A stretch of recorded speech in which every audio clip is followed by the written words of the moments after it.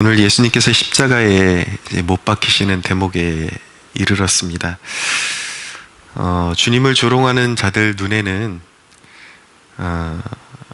그 주님의 그 한없이 무기력한 모습 속에서 자기들이 원하는 그런 메시아의 증거를 하나도 발견할 수 없었다라는 것을 보게 됩니다.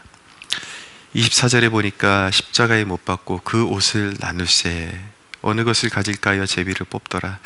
시편 22편 18절에 있는 말씀이 성취되는 대목이죠.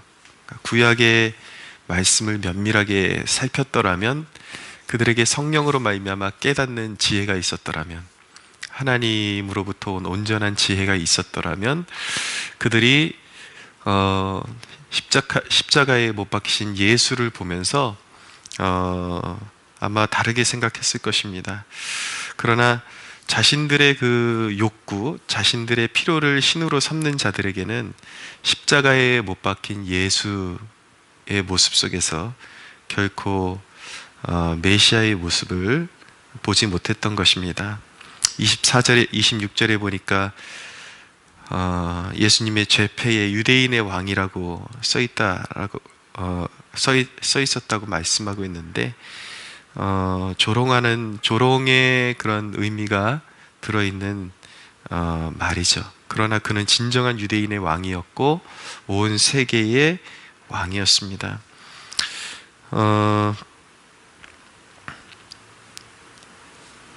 29절에 보면 지나가는 자들은 자기 머리를 흔들며 예수를 모욕하여 이르되, 아하, 성전을 헐고 사흘에 짓는 자여, 네가 너를 구원하여 십자가에서 내려오라 하고, 31절, 그와 같이 대제사장들도 서기관들과 함께 희롱하며 이르되, 희롱하며 서로 말하되, 그가 남은 구원하였을 때 자기는 구원할 수 없도다.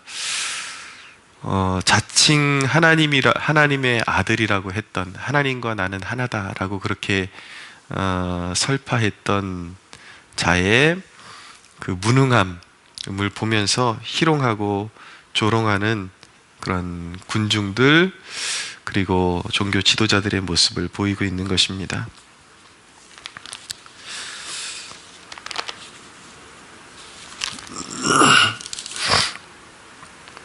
고린도전서 1장 23절에 보면, 우리는 십자가에 못 박힌 그리스도를 전하니 유대인에게는 거리끼는 것이요 이방인에게는 미련한 것이로되 라고 말씀하고 있습니다.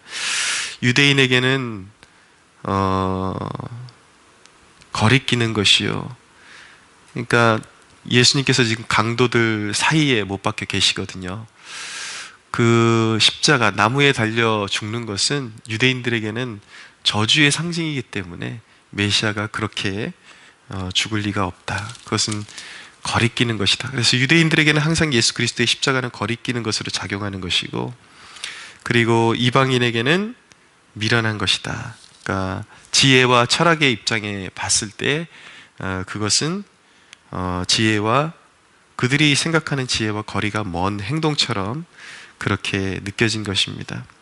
그래서 결국 그 십자가에 달리신 그리스도를 그들은 볼 수가 없었던 것이죠. 오늘날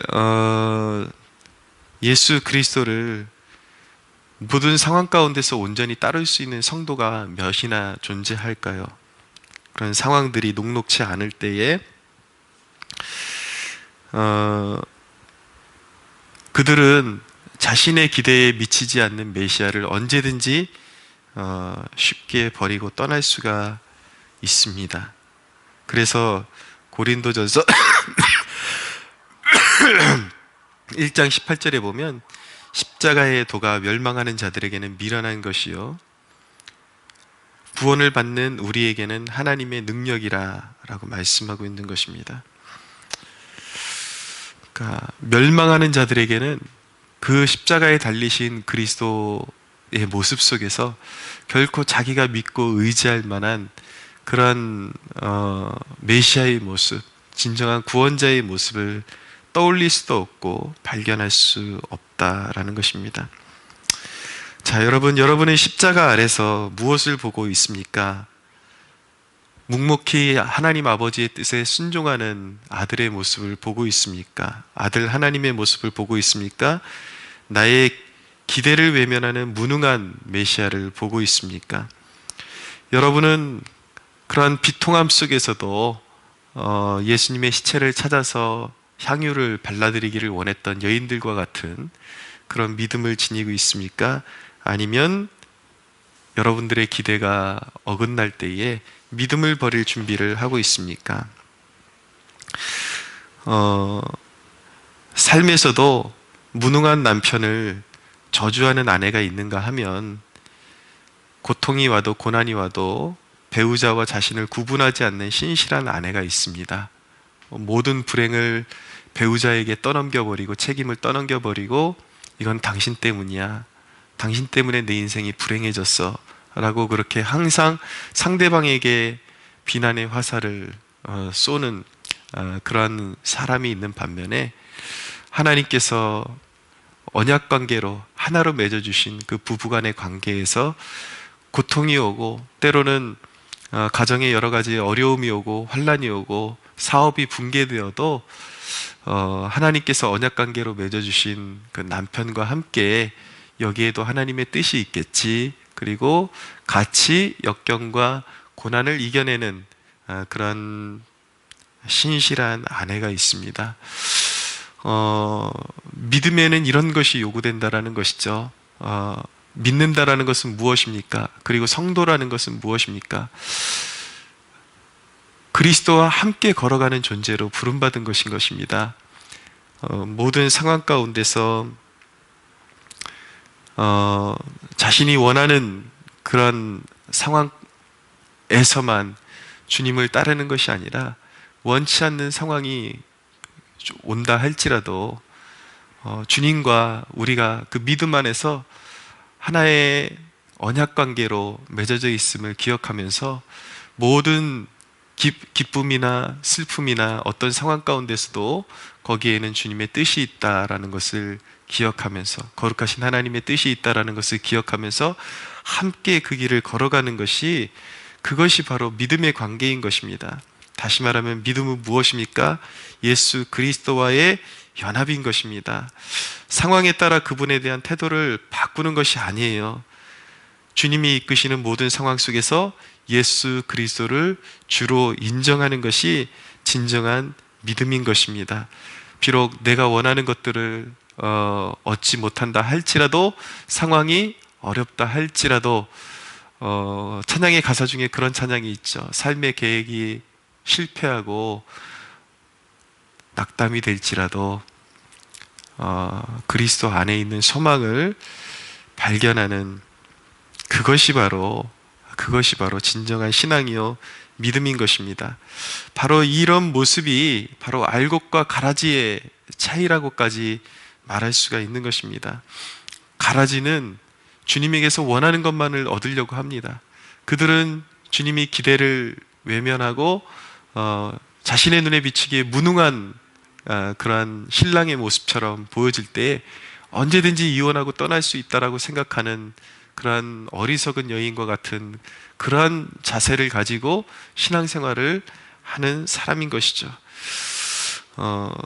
그러나 그것은 진정한 알곡의 모습이 아닌 것입니다. 바람이 불면 불려가는 가라지의 모습일 뿐인 것이죠.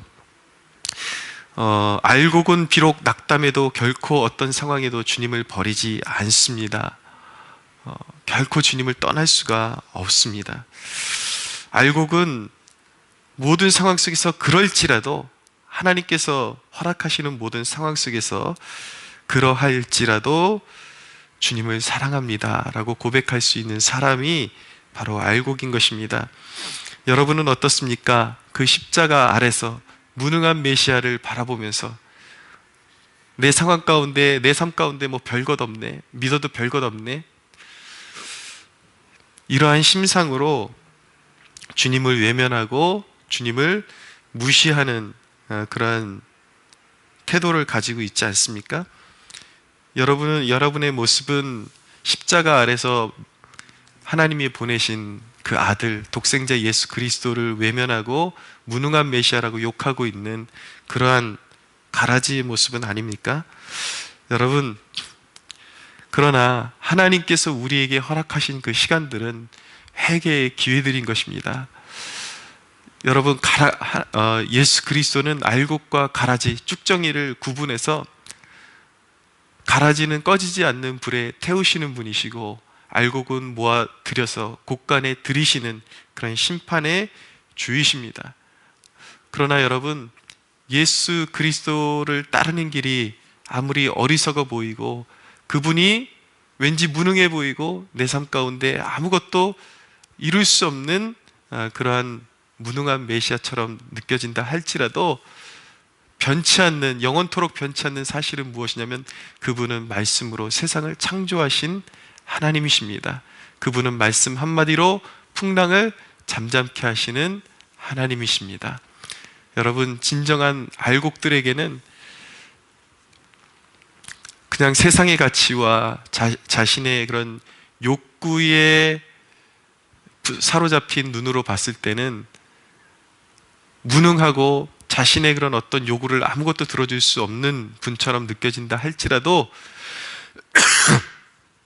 진정한 알곡들에게는 반드시 증거를 보여주시는 분이 바로 우리 주님이십니다. 마치 물떠온 하인처럼, 하인들의 그런 고백처럼 주님의 말씀에 여전히 순종하고 주님이 허락하시는 모든 상황 속에서 순종하고 따라가다 보면, 그 말씀 따라 살아가다 보면 비록 내가 원하는 계획은 수포로 돌아가는 것 같을지라도 오히려 내가 원하는 계획이 실패하는 그 상황 속에서 내가 전혀 기대치 못했던 그런 역사가 펼쳐지고 하나님의 역사가 펼쳐지고 하나님의 계획들이 성취되어져 간다라는 것을 반드시 보게 될 것입니다. 찬양의 가사 보면 모든 시선을 주님께 드리고 전능하신 하나님을 느낄 때 내 삶은 주의 역사가 된다라는 그 찬양이 있죠. 세상은 주의 나라가 된다. 여러분, 이 찬양의 가사, 이것들은 믿는 자들에게는 진리인 것입니다. 여러분, 눈을 들어서 위를 바라보십시오. 땅의 것을 바라보지 말고 여러분의 소원을 가지고 주님을 평가하려고 하지 말고 주님의 십자가를 바라보면서 주님이 가지고 계신 원대한 그런 구속의 역사를 이해할 수 있는 그 마음이 성령 하나님으로 말미암아 여러분들에게 부어지는 축복이 이 아침에 있게 되기를 축복합니다. 주님을 오해했던 그 모든 불신앙들 이 아침에 회개하시고 가라지와 같은 모습 결코 그대로 신앙생활 하지 마십시오. 온전한 회개를 이루고 주님께 돌아와서 주님과 온전한 연합을 이루고 마침내 성령의 열매를 맺는 그러한 복된 성도들로 서가시기를 예수 그리스도의 이름으로 축복합니다.